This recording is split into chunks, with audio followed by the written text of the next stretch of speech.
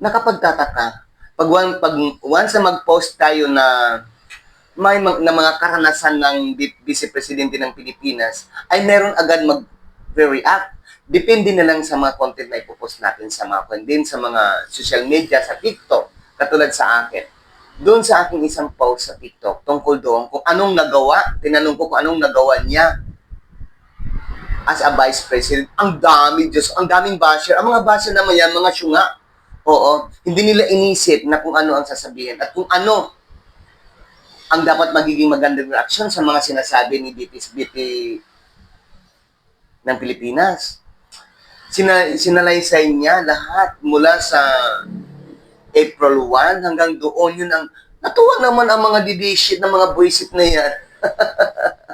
Kinampihan pa nila na isang buwan, 2 bisis na pupunta sa ibang bansa. Kung hindi mag-rally lang against the government, natuwa pa ang mga bullshit na yan. Mga tanga talaga, nakapag-aral man, nakapag-masteral man, pero mga tanga rin ang mga isip. O tingnan nyo, itong post na to, sobra umani ng mga basher, umani ng mga views doon. Ito. Ang daming reactions. Pati na ako'y naaway nila. Dapat na sana, gumaya sila sa akin na magtanong din kung anong ginawa ni Sara, ni BP, sa loob ng kanyang panunungkulan. Yun ang dapat malaman natin. Pero anong ginawa nila sa akin? Kinukontra nila ako. Ito, tuwa naman ako. Dahil mas simple, mas malinis ang pag-iisip ko at malinis ang pananaw ko kung ano talaga ang nagawa ng BP. Araw-araw na lang ako nanonood ng mga YouTube. Araw-araw na lang ako nanonood ng mga reactions ng aking katulad vlogger. So, ayun, nakakatawa. At ito pa, pinasundan ko rin ng isang post ko. Ito yon. Aba, hanggang ngayon wala pong nakikita na comments. Dito, sa nagpagawa ang BP nila ng presscon, ginawang syunga ang mga reporter. Natuwa. Wala may nag-comment sa kanila. Bakit kaya? Dapat nila turuan ang BP nila na sumagot ng tama, hindi ipahiya ang mga reporters. Hindi gawin tanga ang mga reporters kasi nag-open siya ng presscon. Anong sabi ng open ng presscon kung wala siyang sasagot? Puro na lang siya, I do not want to answer.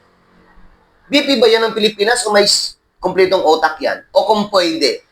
Diba? Nakakatakot kasi once na ipadala yan, once na siya ang mamuno ng Pilipinas, pumunta siya sa ibang bansa.